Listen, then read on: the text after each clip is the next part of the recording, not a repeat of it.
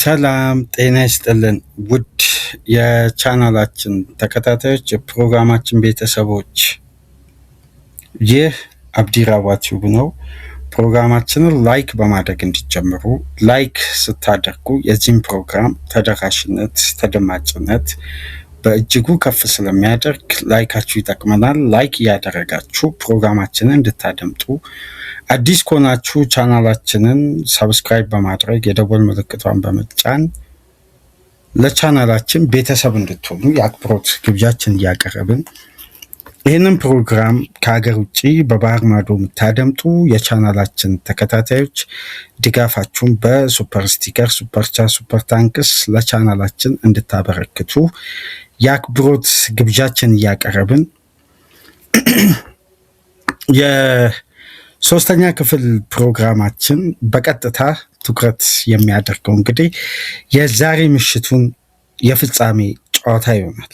አርጀንቲና ከስፔን። ይሄ ጨዋታ በእጅጉ ተጠብቋል። የዓለማችን ትልቁ ውድድር የፍጻሜ ጨዋታ ነው። በብዙ መልኩ የሁለት ትውልድ ተጫዋቾች ፍጻሜ ነው። የቀድሞ ትውልድ የመጨረሻ ጊዜ የመጨረሻ የዋንጫ ጨዋታ ነው። የሊዮኔል ሜሲ ያለፈው ጎልደን ጀነሬሽን በእግር ኳስ ብዙ ትዕይንቶችን ስንመለከት ሜሲ የዛ ትዕይንት አንዱ ተአምር ነበር። ብዙ ተመለከትን። ብዙ ከወንበራችን የሚያስነሳ ብቃቱን በዓለም አቀፍ ደረጃ ያሳየን። አሁን ለሀገሩም ለእኛም የመጨረሻ ትዕይንቱን ለማሳየት ነው። እንግዲህ የዛሬው ምሽት የሊዮኔል ሜሲ የእግር ኳስ ኬሪየር ምናልባት የመጨረሻው የዓለም ዋንጫ ጨዋታ የሚሆን ይመስላል። በፖቴንሻልም በእድሜም በብሬንም በመጫወት እንግዲህ ይሄ ተጫዋች 39 ዓመቱ ላይ ነው ቢባል እግር ኳስ ለማያውቅ ሰው ብዙ ግርምት ሊፈጥር ይችላል። ምክንያቱም በ39 ዓመት ሊዮኔል ሜሲ የሚያሳየው እጅጉን የሜዳ ውስጥ አስደናቂ እንቅስቃሴ ለማመን የሚከብድ ነው። ከእንግሊዝ ጋር በነበረው ጨዋታ፣ ባለፉት ጨዋታዎች ሜሲን ለማቆም የትኛውም ብሔራዊ ቡድን ሞክሮ አልተሳካለትም። ዛሬ ደግሞ በፍጻሜ ሚሽኑ የስፔን ብሔራዊ ቡድን ስፔናውያን ከዚህ በፊት በፈረንሳይ ጨዋታ ደጋግሜ አንስቼዋለሁ። ሱፐርስታር ያለበትን ቡድን ከጨዋታ ሪትም ለማውጣት ስፔናውያን የራሳቸው በዲኤንኤ ደረጃ በዓለም አቀፍ የሚገኙ ስፔናውያን አሰልጣኞች የታክቲክ ቀንደኛ የሆነ ሚሽን አላቸው፣ መብት አላቸው። በጣም አስተማማኝ መብት ያላቸው ክላስ ያለው የዓለማችን ምርጥ ተጫዋች፣ ወሳኝ ተጫዋች ብዙ። ይሄ ማለት ሜሲን ያቆሙታል የሚል ግምት እየሰጠው አይደለም። ሜሲ ስፔን ካላት ታክቲክም አቅም በላይ ሜሲን ለማቆም አንድ ቡድን ከሚዘጋጅ በራሱ ታክቲክ ይዞ የመጣውን የጨዋታ ፕላንን ለማሳካት ቢጥር የተሻለ ሜሲን አቆማለሁ ብሎ የራሱንም ሚሽን ሳይተገብር ውጤቱንም ሳያገኝ ከሁለቱም ሳይሆን ከሚሄድ ቢያንስ ይዞ የመጣውን የጨዋታ ፕላን በሜሲ ምክንያት ሳይቀይር ሜዳ ውስጥ ተግብሮ ውጤቱን ቢያጣ ነው የሚሻለው። ምክንያቱም ጥረቱ ቢያንስ ክሬዲት ያሰጠዋል። ያለ ጥረት በሙሉ ትችትና ከባድ ተቃውሞ ከውድድሩ ከመሰናበት እንደ እንግሊዝ አሳፋሪ የሆኑ የ90 ደቂቃዎችን ሜዳ ውስጥ ከመቆየት የበለጠ ቢያንስ ለዚህ ዓለም ዋንጫ የተዘጋጀበትን ርቀት ፔርፎርም አድርጎ ሚሽኑን አከናውኖ ያ ጉዳይ ከአቅሙ በላይ ሲሆን በእግር ኳሱን ቤተሰብ ዘንድ ምክንያትም ስለ ጥረታቸው ማብራሪያ ይሰጣል። አሁን የማይጥሩ ብሔራዊ ቡድኖች ወይም ጥረታቸው እዚህ ግባ ማይባል ወይም ለእግር ኳሱ ቤተሰብ አጥጋቢ ሳይሆን ቀርቶ ለትችቱም ለወቀሳውም ፊት ለፊት ተጋላጭ ሆነው በእንዲህ መልኩ የሚጠለጠሉት። የዛሬ ምሽቱ ግን የፍጻሜ ጨዋታ ቃላት ከሚገልጸው በላይ በጣም በእጅጉ በጉጉት እየተጠበቀ ነው። ነገር ግን ከፍጻሜው ጨዋታ በፊት አንድ ትልቅ መረጃ ወጥቶ ነበር። ትናንትና አድምጣቸዋል ብዬ አስባለሁ። ሁለቱም ሀገራት የመጨረሻ ትሬኒንጋቸውን ለማድረግ በሚዘጋጁበት ወቅት እንግዲህ በአሜሪካ ከፍተኛ መብረቅ ተከስቶ እንግዲህ ሁለቱም ሀገራት ትሬኒንጋቸው ማድረግ አልቻሉ። ልብ በሉ፣ ትሬኒንግ ከ24 ሰዓት በፊት የመጨረሻ የጨዋታው ዝግጅት የሚሆነውን ትሬኒንግ ሁለቱም ሀገራት አላደረጉ። ስለዚህ ከዛም በኋላ ትሬኒንጎች ይቀጥሉ አይቀጥሉ መረጃዎች በስፋት አልወጡም። ግን አብዛኛውን ደቂቃ ሁለቱም ሀገራት ቆይታ ያደረጉት በጂም እንደሆነ እና የአየር ንብረቱ ትንሽ ከበድ ወዳለ ሁኔታ መቀየሩን ተከትሎ ነው እንግዲህ ሁለቱም ሀገራት ትሬኒንጋቸውን በጂም እንዲያደርጉ የተወሰነው። ታዲያ የዛሬ ምሽቱን ጨዋታ በምን አይነት መልኩ እንመልከት? በነገራችን ላይ የምሽቱን ጨዋታ እስቲ ከጨዋታ ንድፈ ሀሳብ ከታክቲክ አንጻር የጨዋታው ቁልፍ እውነት ሚዲያው እንደሚለው ያማልና ሜሲ ብቻ ናቸው? አሁን ትዕይንቱ በእርግጥ በሁለቱ ተጫዋቾች መሃል ነው። ኳስ እግራቸው ውስጥ በገባ ቁጥር የሆነ ነገር ይፈጥራሉ። በተለይ ሜሲ አንደኛ በእግር ኳስ በጣም ረጅም ዓመት ስንመለከት ምናልባት በሚዲያም በምንም ደረጃ ሲወራ የማላደምጠው ግን አንድ ሜሲ ያለው ነገር ማንም ተጫዋች ላይ የሌለ አንድ ትልቅ ፖቴንሻል አለ። እስቲ በደንብ ተመልከቱ። በዓለም አቀፍ ደረጃ ሊዮኔል ሜሲ ከላሊጋ አንስቶ እስከ አርጀንቲና ብሔራዊ ቡድን ፔርፎርም እስካደረገበት ድረስ ሜሲ ማርክ ያደረገ ተከላካይ አለ ወይም ሜሲ ለማርኪንግ የሚመች ተጫዋች ነው? ዓለም ላይ የትኛውም ተጫዋች ማርክ ይደረጋል። ሜሲ ግን ማርክ ሲደረግ በግላይ ተመልክቼ አላውቅም። ምክንያቱም ሜሲ በብሬን ነው የሚጫወተው። በብሬን ደግሞ እንዲጫወት የሚረዳው ምን መሰላችሁ? የመጀመሪያ 15 ደቂቃ የጨዋታው የብሔራዊ ቡድን ወይም የሱ ቡድን የጨዋታው እንቅስቃሴ አካል አይደለም። የተጋጣሚን ፖዚሽን ነው ትራክ የሚያደርገው፣ በደንብ የሚያነበው፣ ሜዳ ውስጥ ስለነሱ ኦርጋናይዜሽን አእምሮ በዛን ሰዓት ነው የሚያጠናቅቀው ስራውን። አሁን ለምሳሌ በብዛት ፔፕ ጋርዲዮላን ስልጠና ምናምን እንደዚህ ከተመለከታችሁ ተጫዋቾችን ኳስ ከያዛችሁ በኋላ ዝቅ ብላችሁ ድሪብል አታድርጉ፣ የራሳችሁንም ቡድን የበለጠ ግን ኦፖነንትን እንቅስቃሴውን ተመልከቱ፣ ቀና ብላችሁ ኳስ ይዛችሁ ነው የሚለው።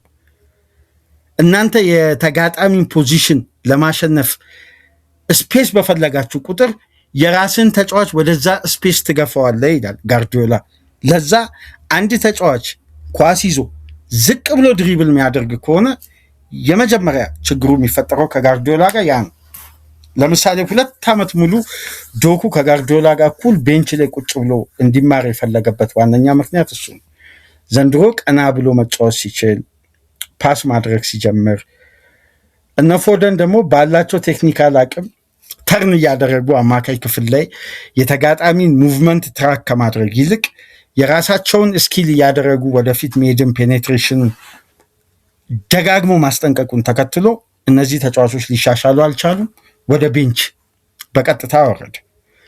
ስለዚህ ሜሲ ያለ ኳስ መጀመሪያ እስቲ 15 ደቂቃ ሜሲን ተመልከቱት። ብዙ የጨዋታ እንቅስቃሴ ውስጥ አይሳተፍም፣ ይራመዳል፣ የተጋጣሚን እንዳለ ስትራክቸር እስካን ያደርጋል። ከዛም በኋላ እኔ ነኝ ያለ ተጫዋች ማርክ ያደርግ። ሜሲ ኳስ ከተቀበለ በኋላ እሱ እየሸነሸነ የሚሄድበትን ስፒድ የትኛውም ተጫዋች አይቆጣጠር። ሜሲ እኮ ያለ ኳስ ፈጣን አይደለም፣ ግን ኳስ እግሩ ውስጥ ከገባ በኋላ ማንም ተጫዋች በግሌ እግር ኳስ መመልከት ከጀመርኩ ጀምሮ ኳስ እግሩ ውስጥ ከገባ በኋላ አብዛኛው የሜዳ ውስጥ እንቅስቃሴ ትርጉም ያለው የሜሲ ብቻ ነው። ወይም የሱ ኳሶች እያንዳንዱ እንቅስቃሴ ወደ አደጋነት ይቀየራል። ስለዚህ ሜሲ ማርክ አደርጋለሁ ብሎ አንድ ተጋጣሚ ከቤቱ አስቦ የሚመጣ ከሆነ የመጀመሪያው ኪሳራ የሚሆነው የትኛውን ጨዋታ ላስታውሳችሁ መሰለህ? ጆዜ ሞሪኖ የመጀመሪያ ኤል ክላሲኮ ጨዋታ ሲያደርጉ መሲም ማርክ ለማድረግ ካርቫዮና አርብሎዋን ሴንተር ባክ አደረገና ፔፔን አማካይ ክፍል ከላሳና ዲያራ ተመልከቱ፣ ከዲራ አሎንሶ እነዚህን ተጫዋቾች እንዳለ ደረደረ አማካይ ክፍል። ምንም ሊፈይድ አልቻለም። ምክንያቱም የሜሲን እንቅስቃሴ ትራክ አድርጎ አደጋ ለመቀነስ 5 ነው የቀመሰው 5። ግን ጆዜ ከዛም በኋላ ኤል ክላሲኮ ላይ ጥሩ ውጤት ማስመዝገብ የጀመረው ሜሲን ማርክ ከማድረግ ይልቅ ወደ ሜሲ የሚሄዱ ኳሶች ላይ መጀመሪያ ፕረስ ማድረግን ቅድሚያ ሰጠ። ያኔ አማካዩን መቁረጥ፣ አማካዩን ከሜሲ ጋር መነጠል ሜሲን ከጨዋታ ማውጣት እንደሆነ ነው ከስንት ኤክስፐሪመንት በኋላ ጆዜ መጀመሪያ ያወቀው። እንዲህ አይነት ታክቲካል አቅም ሲኖር አንድ ቡድን በደንብ ሲቀናጅ ለእንዲህ አይነት ፍሌክሰብል ታክቲክ ይመቻል ማለት ነው። ስለዚህ የዛሬው የስፔን ጨዋታ ፕላን ልክ እንደ ፈረንሳዩ ሪላክስ አድርገው አማካዩን ፍጹም ዶሚኔት አድርገው በእያንዳንዱ ፌዝ ስፔስ ላይ በሚጣሉ ኳሶች፣ ስፔስ ላይ በሚደረጉ ፓሶች እየገደሉ ፌዙን የሚበልጡ ጨዋታ አይደለም ለስፔናውያን። ለመሰላችሁ አሁን ለምሳሌ ከፈረንሳይ ጋር ስፔን እና ፈረንሳይን በደንብ የተመለከተ ሁለት ጉዳይ ነው የሚረዳው። አንደኛ ፊዚካሊ ሜዳ ውስጥ ያሉት የፈረንሳይ ተጫዋቾች ኳስን ከተቀበሉ በኋላ የስፔንን ፕሬሲንግ ለመሻገር ቴክኒካሊ የዚህ ቡድን አደረጃጀት ምንድን ነው? ይሄ ሚድ ሰርድ የሚባለው ሶስተኛ የሜዳ ክፍል የተጋጣሚ ወደ ሶስተኛ ሜዳ ክፍል ለመሸጋገር የአማካዩ ዘርፍ ላይ በሃይ ፕረስ ተጭኖ እዛው በፍጥነት ሃይ ተርኖቨር ማድረግ ነው። ይሄ ማለት የተጋጣሚን የሜዳ ክፍል አብዛኛው ጊዜ ለማጥቃት የሚጠቀም ነው። የተቀረቱን የጨዋታ ክፍለ ጊዜ ደግሞ ወደ ራሳቸው ሜዳ። ስለዚህ ማጥቃቱና መከላከሉ ባላንስ የሚሆነው ያለ ኳስ ነው። በደንብ ተመልከቱ፣ ያለ ኳስ ነው። ስለዚህ የስፔን ብሔራዊ ቡድን የመጀመሪያውን 45 በደንብ ከተመለከታችሁ ለፈረንሳይ ነው ኳሱን የተዉት። ለምን? የፈረንሳይ አማካይ ክፍል ፌዝ ዴቨሎፕ እያደረገ እያንዳንዱን ፌዝ እያሳደገ ትራንዚሽኑም ፖሴሽኑም ፕሮግረስ አያደርግም። ቹዋሚኒ እና ራቢዮ ናቸው። ራቢዮ ቴክኒካሊ ላይ የዚህ አጫወት አቢሊቲ ሊኖረው ይችላል። የቡድኑ ስትራክቸር ግን ይህን አይፈቅድም። ምክንያቱም ሶስተኛ የሜዳ ክፍል የቡድኑ ክሬቲቭ አማካይ የተባለው ኦሊሴ ወርዶ አይደለም ኳስ የሚቀበለው። ለምን? ፈረንሳይ መጀመሪያ እንደነገርኳችሁ የሃይ ተርኖቨር ቡድን የመልሶ ማጥቃት በጣም በሃይ ፕረስ የሚጫወት ነው። ፊዚካሊቲ ኮንትሮል ላይ አይደለም መሰረት ያደረገው። ስለዚህ በደንብ ከተመለከታችሁ ገና ጨዋታውን ይጀምራሉ የፈረንሳይ ብሔራዊ ቡድን አማካዩና አጥቂው ስለተነጣጠለ እዛ ጋር የሚደጋገም ወደ ኩንዴ ይወጣል፣ ኩንዴ ይበላሽበታል። ወደ ዴኜ ይወጣል፣ ዴኜ ይደናበራል። ሳሊባ እዚህ ላይ ተጎዳ። እንደውም የበለጠ ኮንትሮል ለማድረግ ከተመቸው ከሳሊባ በላቀ በኮንትሮል ነው ያልኩት።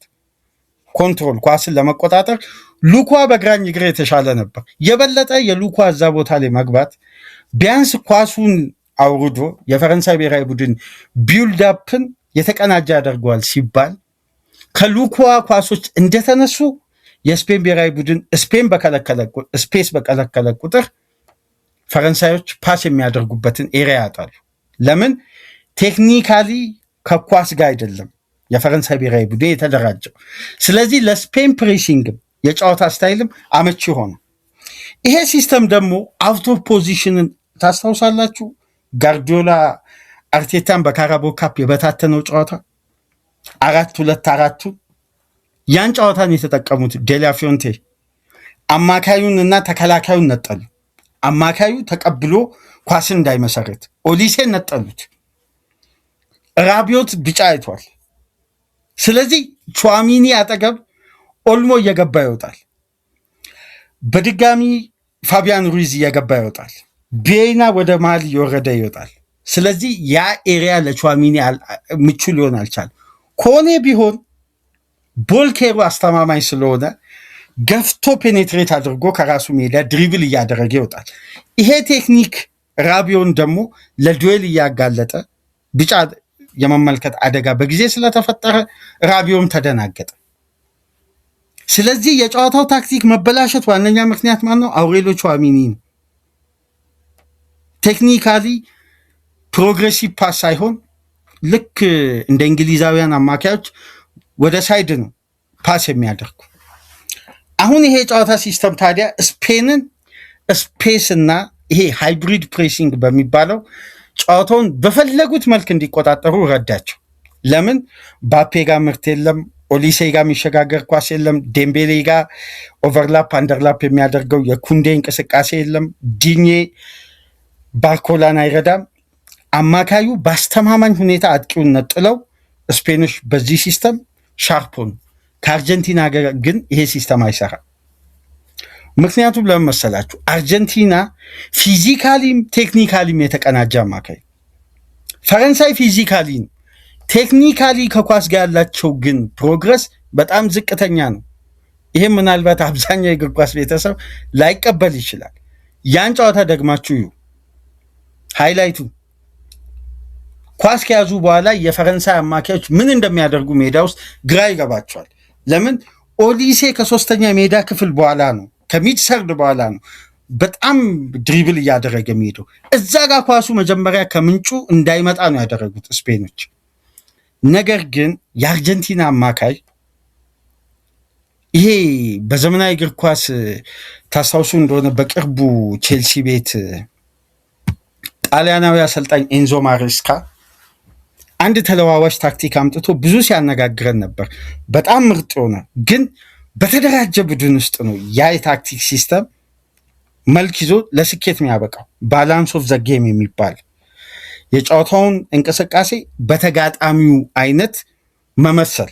አሁን ተጋጣሚ ከኳስ ጋር የሚቆይ ከሆነ አግሬሲቭ መሆን፣ ተጋጣሚ ደግሞ ኳሱን የሚለቅ ከሆነ ደግሞ ከፓስ ጋር በጣም ፓሲቭ በሆኑ እንቅስቃሴዎች ሁሉም የሜዳ ክፍል ላይ አካል ብቃትን የቀላቀለ የኳስ እንቅስቃሴ መጠቀም። እዚህ ካራክተር ላይ ደግሞ ሜሲ የሚባል የዓለማችን ልዩ የሆነ ተጫዋች አለ። ሶስተኛ የሜዳ ክፍል እንዳትረሱ። ታክቲክን የበለጠ የላቀ የሚያደርገውና መተማመን ከፍ የሚያደርገው የሜሲ አይነት ተጫዋች አንድ ቡድን ውስጥ ሲኖር ነው። እነዛ ፊዚካሊ መሰረት ያደረጉ ተጫዋቾች ቴክኒካሊ ለማደራጀት የፈረንሳይ ብሔራዊ ቡድን ሲቸገር የአርጀንቲና ብሔራዊ ቡድን ላይ ነው። እንግሊዝ ከረፍት በፊት የመጀመሪያ 20 ደቂቃ በኳስ ቁጥጥር እንግሊዝ ይበልጣል። ግን የእንግሊዝ የሽግግር እንቅስቃሴ የተገደበው በምንድን ነው? በቴክኒካል ፋውል። ታስታውሱ እንደሆነ ኤንዞ ፈርናንዴስ ከአንደኛ ደቂቃ እስከ 20ኛ ደቂቃ ባለው 3 ቴክኒካል ፋውል ሰርቷል። ማካሊስተር 2 ሰርቷል።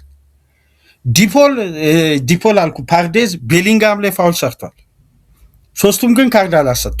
ታስታውሱ እንደሆነ ከእንግሊዝ ጋር ለምን? የእንግሊዝ ኢንቴንሲቲን እና ይሄ ፕሮግሬሲቭ እንቅስቃሴን ማስቆም የቻሉት አግሬሲቭ በሆነ ባላንስ ኦፍ ዘ ጌም ነው፣ የራሳቸውን ሜዳ ሳያስደፍሩ ማለት ነው። በእያንዳንዱ የሜዳ ክፍል የተመደቡ ተጫዋቾች እንደ ቡድን አሁን ሲያጠቃ አርጀንቲናን ካያችሁ 2 ፉልባኮች ያሉት ከአልቫሬዝ እና ከሜሲ ፊት ለፊት ነው፣ ያልፋሉ። ያኔ ኩኩሬያም ሆነ ፔድሮ ፖሮ እዛው ባሉበት ፒን ሆኖ ነው የሚቆዩት። ለምን?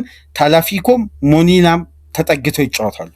በዛም ወቅት ሮሜሮም ሊሳንድሮ ማርቲኔዝም ወደ አማካዩ ቀረብ ብለው በመልሶ ማጥቃት የሚጫወተውን ቡድን በክንፍ በኩል ለማስቆም ሮሜሮ ወደ ቀኙ አዘንብሎ፣ ማርቲኔዝ ወደ ግራው አዘንብሎ፣ መሀል ላይ ግን ፓርዴዝ ይገባል፣ ፒቮት ሆኖ ማለት ነው።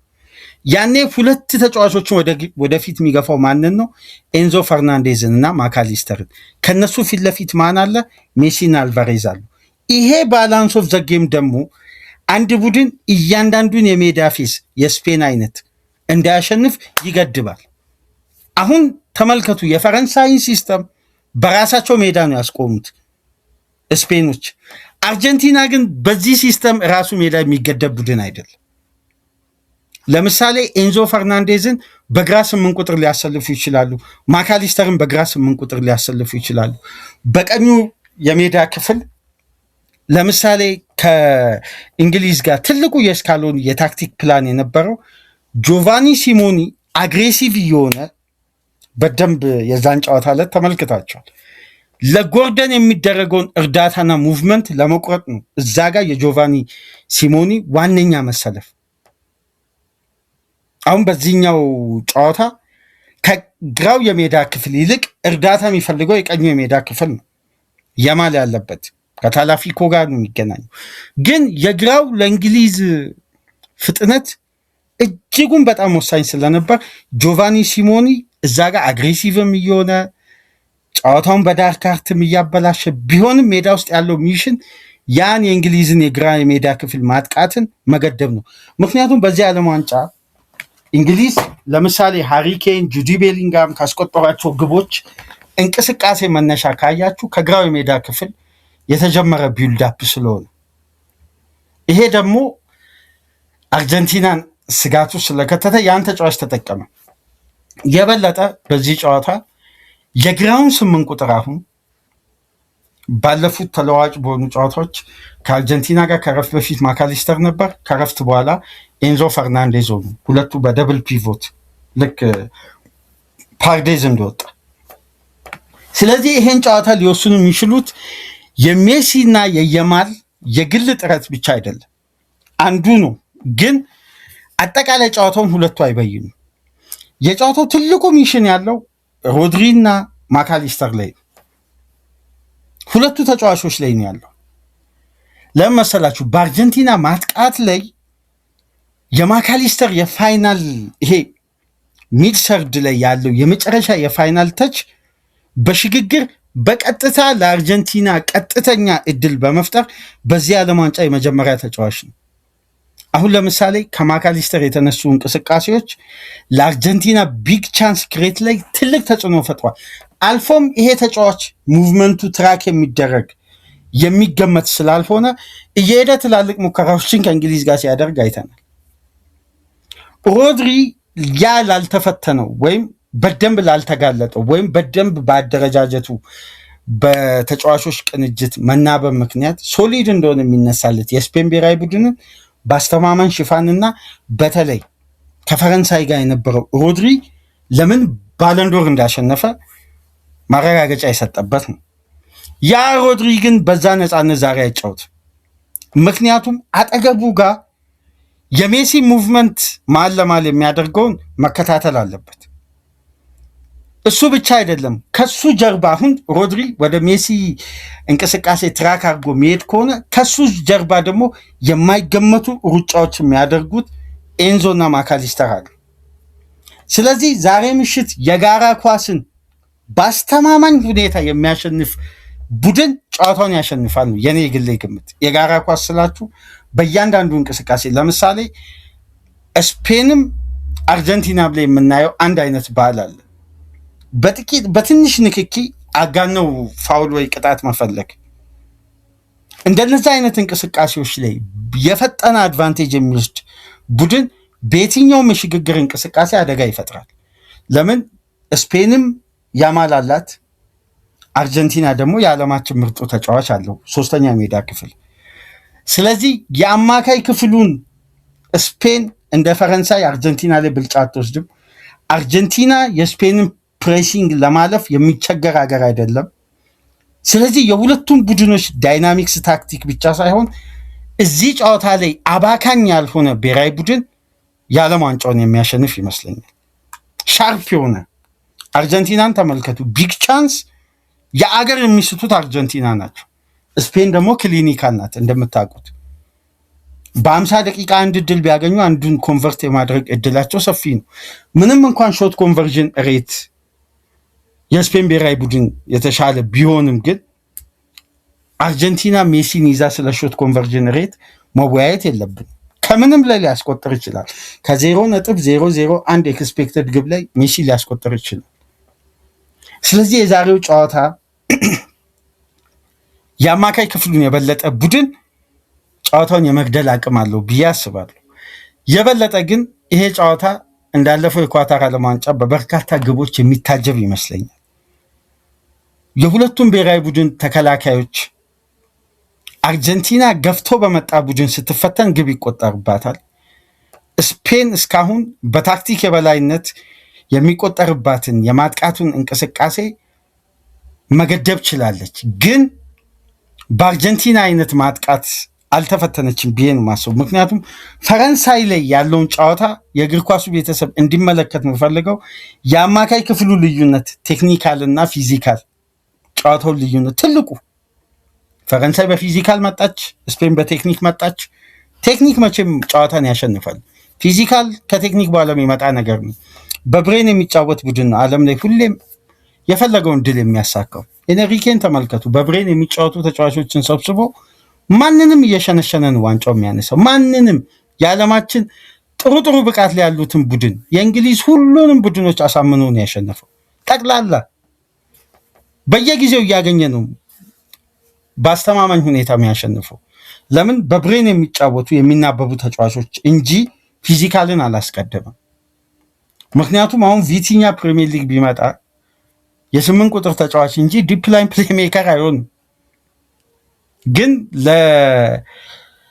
ለኤንሪኬ ዋና ባላንስ ጠባቂ የሆነው በብሬን ስለሚጫወት ነው። ስለዚህ የፈረንሳይ ብሔራዊ ቡድን ፊዚካልን ስታስቀድም እነዚህ በብሬን የመጡ ስፔናውያን በነ ኤልሞ አስደናቂ የረጅም ዓመት ኤክስፒሪየንስ፣ በነ ሮድሪ ባላንስ የማድረግ ቴክኒክ፣ በነ ፋቢያን ሩይዝ ያልተገመቱ የሜዳ ውስጥ እንቅስቃሴዎች ፈረንሳይን ብትንትን አውጥተው ሶስተኛ የሜዳ ክፍል ለመምጣት ፈረንሳይ እኮ ስንትና ስንት ደቂቃ ይፈጅባታል። ካልተጠልዞላ አይገቡ። ምክንያቱም አየር ላይ ኳሱን ያሸንፉና በፍጥነት ስፔሳቸውን ነው እየተጠቀሙ የሚጫወቱት። ከአርጀንቲና ጋር ግን ይሄ ታክቲክ ፍሬም ያፈራ አይመስለኝም ለስፔን።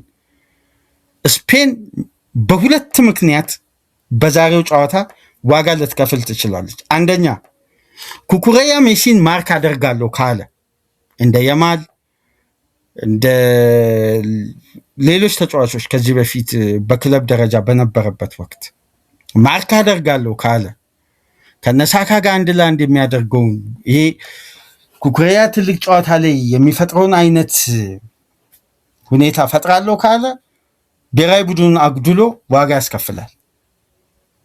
ሁለተኛ ስፔን ከኳስ ቁጥጥር ውጪ ሜዳ ውስጥ ፕሬስ እያደረግን እንጫወታለን ካሉ ደግሞ በተለይ ማን ፕሬሲንግ አርጀንቲና ጨዋታውን ከቀየረች የስፔንን ታሪክ ልታበላሽ ትችላለች። በግለሰብ ፕሬሲንግ፣ ዞናል ፕሬሲንግ ከሆነ ነው ስፔን ሻርፕ። ማን ፕሬሲንግ ስፔኖች አይችሉም። 90 ደቂቃ በዛ ጉልበትና ፍጥነት መሮጥ አይችሉም። ዞን ላይ ፕረስ ስለሚደረግ ስፔኖች በቀላሉ ያንን አደረጃጀት መፈጸም ይችላሉ። ከዞን ውጪ ግን ፊት ለፊት አንድ ለአንድ ማን ፕሬሲንግ ላይ አግሬሲቭ እንሆናለን ካሉ አርጀንቲናን አይቋቋም። እንኳን እነሱ ለእንግሊዝም አልበጀም። ይሄ ነው በግሌ ሁለቱ ምክንያቶች ስፔኑ ዋጋ እንዳያስከፍል የምሰጋው። በተረፈ ግን በሁለቱም ብሔራዊ ቡድኖች ያለው ፍሌክሰብል የማጥቃት ፍላጎት የጨዋታውን ውበት ከፍ ያደርጓል ብዬ አስባለሁ። እስቲ የእናንተን ግምት፣ ሀሳብ፣ አስተያየት በኮሜንት መስጫ ላይ ያስቀምጡ። ላይክ፣ ሼር፣ ሰብስክራይብ አድርጉ።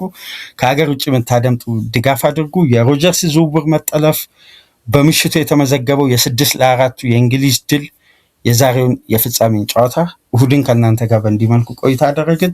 መልካም የረፍት ቀን እንዲሆን ተመኘን። ሰላም ቆዩ።